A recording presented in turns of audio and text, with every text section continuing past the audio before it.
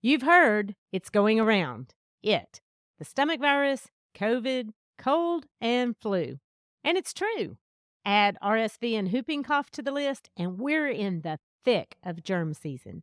Today, I'm going to tell you the truth about how germs spread and how you can stay well and avoid catching them. I'm Dr. Vickie Petz Kasper. I practiced obstetrics and gynecology for 20 years until I landed on the other side of the sheets as a very sick patient. When my own body betrayed me, I took a handful of pills to manage my disease and another handful to counteract the side effects. My health was out of control. Through surgery, medications, and lots of prayers, I regained my strength only to face another diagnosis. My doctor challenged me to make radical changes through lifestyle medicine. Now I feel great and I want to help you make changes that make a difference. Healthy Looks Great on You podcast takes you to many medical schools so you can learn the power of lifestyle medicine. If you're ready to take control of your health, you're in the right place. Whether you're focused on prevention or you're trying to manage a condition, I'll give you practical steps to start your own journey toward better health, because healthy looks great on you. This is a special edition, the ultimate guide to avoiding sickness, how to stay well during cold, flu, and stomach virus season. 'Tis the season to be coughing, catching all the germs, and getting sick. Woo! There really is a lot going around right now besides my bad singing.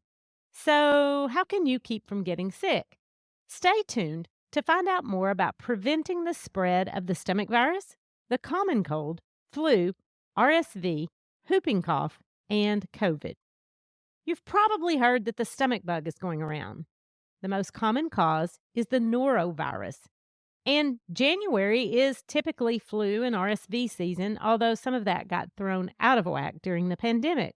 But right now, levels are moderate and COVID levels are high. And here's the deal. All three are increasing, and this is not unexpected. Why is that? Well, because of all the travel and family gatherings. The number of people you are in close contact with on a daily basis usually consists of your immediate family, friends, and coworkers. But over the river and through the woods, all those germs are coming to gather at grandmother's house to spread like wildfire. In this special edition episode, we're going to talk about how these 6 infections spread and what you can do to prevent it. But first, we need to go to mini medical school and learn about viruses and bacteria. Pop quiz. Of the 6 diseases I mentioned, all but one is a virus. Do you know which one is caused by a bacteria? Norovirus, the common cold, flu, RSV, whooping cough, or COVID? Not sure? Well, listen close. I'll tell you as we review each one. But first, some basics. What is a virus? Well, it's a fragment of genetic information like DNA or RNA, and it's inside this protective shell that's called a capsid. And a lot of them look like this ball with these spiky things on it. And they don't have any cells, and they're tiny. Their goal is to perpetuate, and they need a host to reproduce. And humans, well, we're so hospitable. We work great. And first, they attach to their host, and then they enter the host, and then they start replicating inside the host. Then they assemble more viral particles and whoosh, release them. And that, my friends, is a very, very brief overview and simplistic overview of how they make you sick. Oh, and one more thing. If you have a viral infection, an antibiotic will not do one frazzling bit of good. And that's what it says in all the medical textbooks. Not one frazzling bit of good. And I know you want an antibiotic because you've got a lot of things to do and you want to get well fast. And if you go to urgent care, you can probably snag a Z-Pack pretty easily. But if you have a viral infection, it won't do what? That's right. Not one frazzling bit of good. Now, why am I so passionate about that? I'll get to it in a sec. But let's first talk about bacteria. They're different. They're also tiny, but they have a single living cell. And some bacteria are actually good and they keep you healthy. And that's right. That's why taking an antibiotic when you don't need one is bad for you. Because if you kill off all the bacteria in your gut, that upsets the gut microbiome for a long, long time. And what happens in the gut microbiome? Well, that's where neurotransmitters are made. It's where the immune system is regulated. I have some links in the show notes from previous episodes if you want to learn more about how the gut actually affects your brain and your mood. Now, on the other hand, if you do have a bacterial infection, you need an antibiotic. Okay, got it? Antibiotics are for bacteria, not viruses. And there are antivirals, but we're probably not going to talk about that today. But let's move on, starting with the stomach bug, which really isn't a bug at all. And I bet you already guessed that the stomach virus is caused by one of those spiky little pieces of genetic material that needs you to be its host. The most common cause of the stomach virus is the norovirus, and this one spreads easily, so it's super contagious. Because here's the deal. People with norovirus infection can shed billions of invisible viral particles. That's billions. But it only takes a few to make you sick. And it doesn't really seem fair to stack the deck that way, especially since the end result is diarrhea, nausea, vomiting, and stomach cramps, and possibly headache, body aches, and fever. And you get it from sick people, contaminated food or water, and surfaces. Now, that last one's really important, and that's the reason that I always use the little wipes to wipe down the handlebar of the grocery cart, and I wash my hands as soon as I can. And once you're exposed to the norovirus, it takes about 12 to 48 hours to get sick, so it usually makes the runs through the household pretty quickly. Want to know something else? You can get infected with norovirus by ingesting little bitty tiny pieces of feces or vomit from an infected person. Yeah, Mom and Dad, that's why you're at risk when little Johnny brings this home from school. All that barehanded cleaning and caring for your sick, splattering little one puts you at risk for going down for the count, too. Your biggest defense is wash your hands with soap and water. Wash them often and wash them good. And keep your hands out of your mouth, eyes, and nose. This virus grows really nicely in big petri dishes, otherwise known as cruise ships. And that's why they installed 974 hand sanitizer stations right in front of the food troughs. But here's the deal. Hand sanitizer doesn't really work that great for this particular virus. Turns out good old-fashioned hand washing is much better. So maybe that cart wipe that I'm using isn't doing much good, but it certainly won't hurt. Anyway, be careful what you touch and keep it out of your mouth and nose. Wash your hands. Now let's move on to the common cold. Quick question, virus or bacteria? You got it, virus. Specifically, the rhinovirus. And remember, rhino means nose. And it's also a type of coronavirus. Yep, that's right, coronavirus, first identified in the 1960s and effectively killed by Lysol. Says it right there on the label. Next question. If the common cold is caused by a virus, will an antibiotic help you recover faster? Nope. Can it hurt? I hope you said yes, and if not, go ahead and hit rewind. The symptoms of a cold usually last less than a week, but can last up to 2 weeks. And they include runny, stuffy nose, headache, body aches, sore throat, fever, coughing, and sneezing. There's a link in the show notes on how to differentiate a cold from allergies. But different viruses are spread in different ways. The common cold is spread through droplets from an infected person, and they find you when that person coughs or sneezes. You can breathe them in, or you can get infected by touching a contaminated surface, then touching your eyes, nose, or mouth. That's why it's recommended that you cough or sneeze into your elbow. Because if you cover your mouth and nose with your hands and then shake hands or touch something or a surface, then the virus uses that as an opportunity to hitch a ride onto someone else's hands. Then, if they touch their eyes, nose, or mouth, they're infected. So wash your hands and keep them out of your mouth, eyes, and nose. Another virus that spreads by droplets is influenza.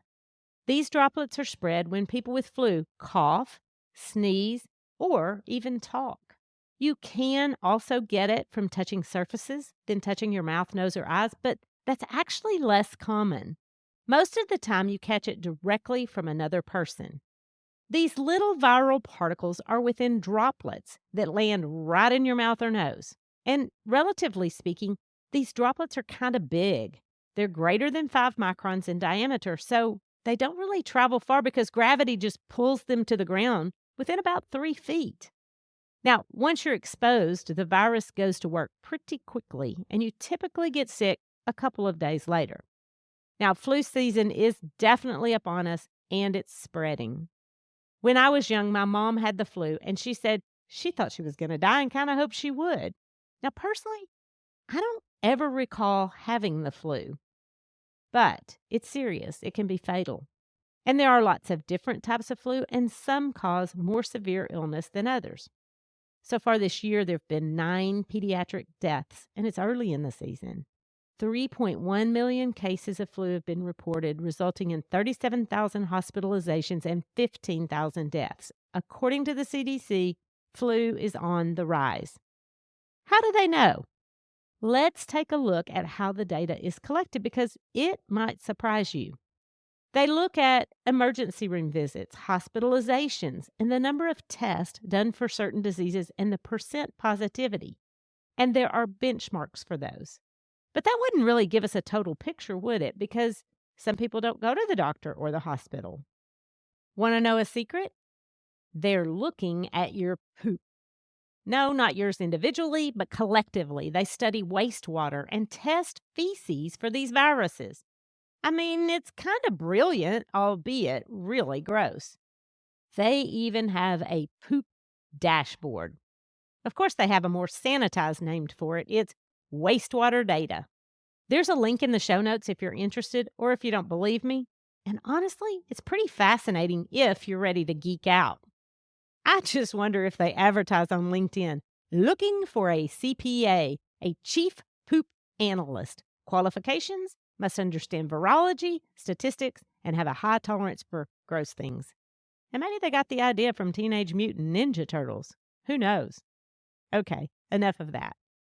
Now, we call influenza flu for short. And moving on, we call respiratory syncytial virus RSV for short. And the normal RSV season is late fall to winter, though that again was thrown out with a lot of other things during the pandemic. Want to guess how it spreads? Just like the flu and the common cold, RSV spreads through droplets. You already knew it was a virus. I mean, it's right there in the title. But it's the same old viral tactic. Somebody who's infected coughs or sneezes. The droplet travels the short distance between you and you breathe it in. This virus can survive on hard surfaces like door handles and tables for many hours. So if you touch it and introduce it into your mouth, nose, or eyes, it can spread that way. It can also live on your hands or a used tissue, but not for very long. So what should you do? That's right. Wash your hands and don't touch your face. Now, this is important. RSV can infect anyone at any age and more than once in their lifetime. In fact, nearly everyone gets it before their second birthday. But here's the deal. Babies can get really sick from it, and you can give it to them by kissing their face. So yeah, Grandma, this is one reason that new moms tell you, don't kiss my baby. The other is the herpes virus, which causes fever blisters, but it can be fatal to newborns. RSV can cause severe illness, hospitalization, pneumonia, and death in older adults too. So if you're sick, stay at home. Seriously, don't share your germs. When it comes to respiratory viruses, clean air also helps. That means HEPA filters for indoor air, or if you live in the South, you can probably open some windows, except maybe those 13 or so days when we get bitter cold and ice. Anyway, just wash your hands and cover your mouth and nose when you cough or sneeze. Spray the Lysol, keep your distance, wipe down the surfaces. There's just not a lot of variety in these recommendations, and following them just might protect a vulnerable little baby or a precious elderly grandma. And that logically helps me segue to COVID. You knew we were going to talk about COVID, didn't you? Transmission rates are really high right now. And here's a test I bet you'll ace. Is COVID a bacteria or a virus?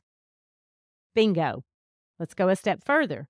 COVID-19 is a coronavirus. And remember, there are lots of different kinds. But there is something very unique about COVID, and that is how it's spread. And hopefully you already know this, but let me remind you that COVID-19 is not spread the same way as the common cold, RSV, or the flu. And this is one of the things that made it so scary and dangerous. You see, COVID is airborne. Instead of hanging out in big, heavy droplets that fall quickly to the floor, it floats along through the air. So you can literally get it from someone who isn't even in the same room with you. Think about a small bathroom where someone has coughed and then you go in, breathe in the little viral demons, and get sick. It even traveled through ventilation systems in heavily populated apartment complexes. For the most part, the COVID virus spreads among people who are nearby. Basically, talking distance, coughing, sneezing, singing, and even breathing distance. And the louder you talk or sing, the further these little particles travel, and we call it aerosolization. I mean, think about hairspray in an aerosol can. You spray it, it gets on your jewelry, the mirror, your glasses, your husband comes in and starts fanning the air. Except these particles aren't big enough to declare their presence floating in the air. Depending on the ventilation, airborne diseases can travel more than 6 feet and hang around for hours floating in the air.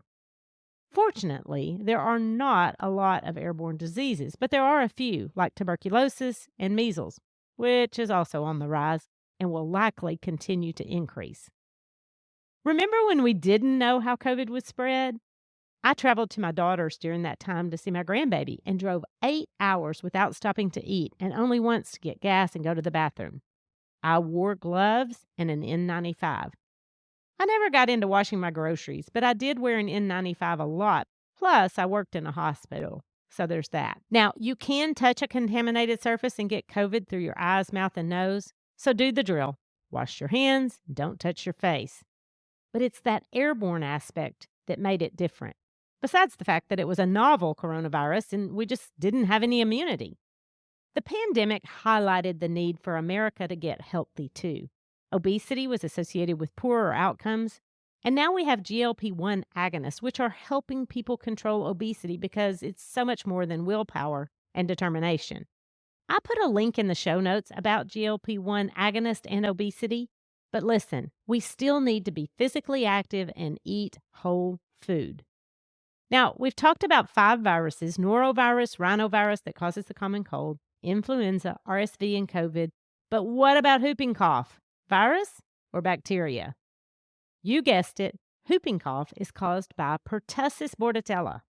And this bacteria is very contagious. It spreads easily through the air when someone coughs.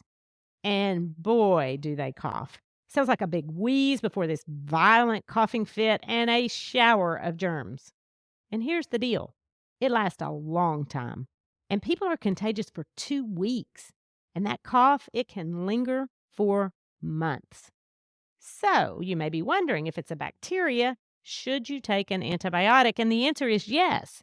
But for this one, you've got to take them early.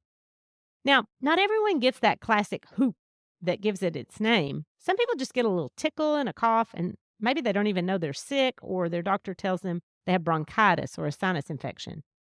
And those are the ones you've got to watch out for because they can spread it. And like RSV, in babies, it can be life-threatening.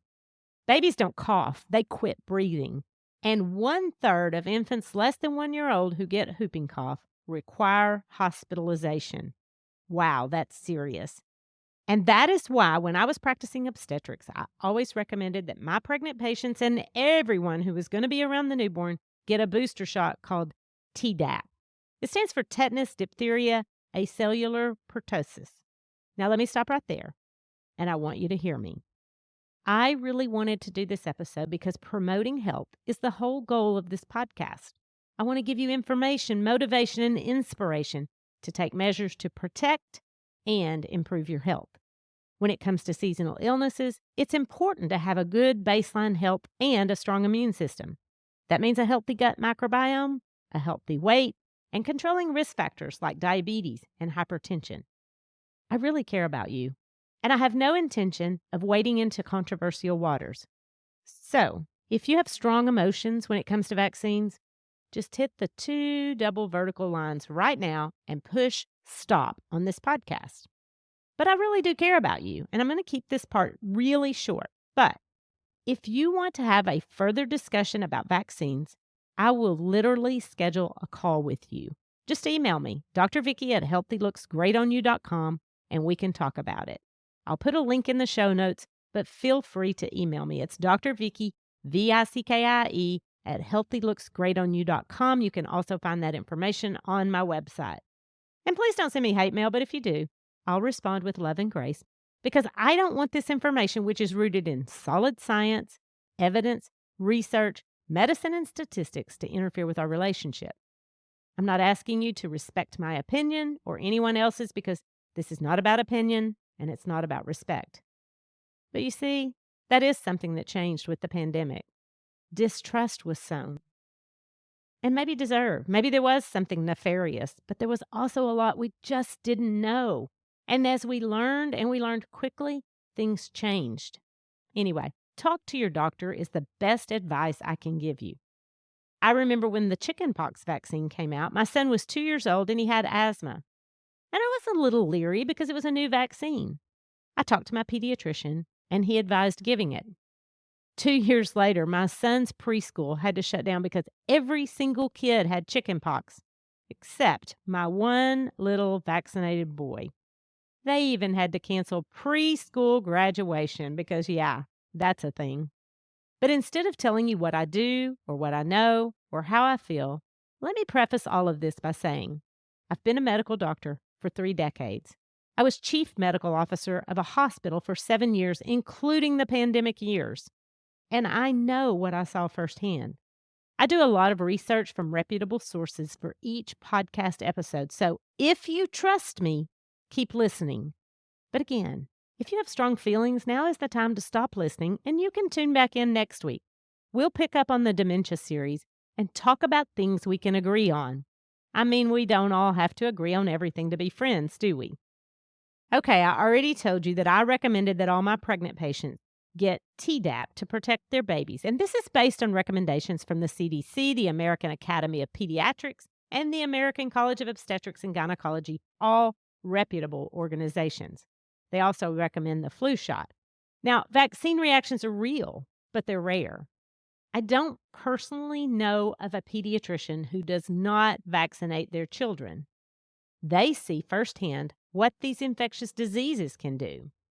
Now, I'll admit, doctors have various opinions because they have various perspectives, and we call that bias. Think about it. If a doctor only works in an outpatient clinic, they may have tons of experience treating some infection, and what they do supports their beliefs. But they don't know what goes on in the emergency room or the hospital. And the doctors that do have a different bias. And this was especially true during COVID. There were a lot of sayings that went around during COVID, like, what about the obesity epidemic? Why are we not talking about that? And I think we should be talking about it. Or, what happened to the flu? Did it suddenly disappear? Well, it turns out that social distancing, washing your hands, wearing a mask, avoiding crowded places, yeah, that prevents the flu too. It's recommended that everyone over the age of 6 months get a flu shot. And if you're concerned about mercury or thimerosal, you'll be glad to know that single-use vials of the flu shot don't contain any and haven't in many, many years. Now, remember I told you that I've never had the flu? You see, after my mom had it, she made sure we were vaccinated every year. And I continue to get the flu shot every year. I gave it to my kids every year. It is a killed virus, and you cannot get the flu from the flu shot. And yes, I know you may have gotten a flu shot and then gotten the flu. And there's several reasons for that. Number one, the vaccine typically is only between 40 and 50% effective. Number two, it takes a couple of weeks before it works. And you might have gotten exposed to the flu right before you got the vaccine or right after before your immunity kicked in. You may also get the flu right after you drink a Coke. But that doesn't mean the aluminum can caused it. And I'm sorry if that was a little snarky, but correlation does not equal causation. And that's super important when you're looking at data rather than anecdotal experiences. I remember how excited we were at the hospital when the COVID vaccine was delivered. I even took a video on my phone. It made a huge difference in the death rate we were seeing.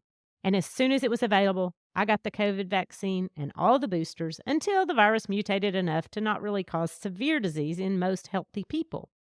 I would still get it if it prevented COVID, but unlike what we thought at first, the COVID vaccine does not prevent COVID or the spread of COVID, just the severity of the disease, hospitalization, and death. Not that that's not important. The RSV vaccine is recommended for people age 60 and over, and there is a form of it that's available for newborns who are at risk. Again, Tdap is recommended for pregnant women during every pregnancy and for anyone who's going to care for the baby. Vaccines in pregnancy, like flu and Tdap, are given later so that those maternal antibodies can help protect the baby when they're too young to be vaccinated. And listen, I know attitudes have really shifted about vaccines. I remember when I was in the second grade, they lined us up at school and shot us in the arm with the same air gun to vaccinate us against smallpox. Remember smallpox? That disease has literally been eradicated from the face of the earth by vaccines. We all got it at school, and I'm not even sure our parents knew we were going to get it. But my mom is an ardent supporter of vaccines. Want to know why? In a word, Shirley. You see, she had a cousin who was in an iron lung at the age of 17 from polio. It was a dreaded disease, and the vaccine was a huge victory against this debilitating illness. I guess people have a reason for believing what they believe. If you've seen devastation from an illness or from a vaccine, you're going to have strong feelings, and rightfully so. I've seen what I've seen, and you've seen what you've seen, so please send me an email if you want to continue the conversation. But I think we can all agree, keep your germs to yourself, wash your hands, get some fresh air, don't touch your face, and stay healthy, because healthy looks great on you. The information contained in this podcast is for educational purposes only and is not considered to be a substitute for medical advice. You should continue to follow up with your physician or healthcare provider and take medication as prescribed. Though the information in this podcast is evidence-based, new research may develop and recommendations may change.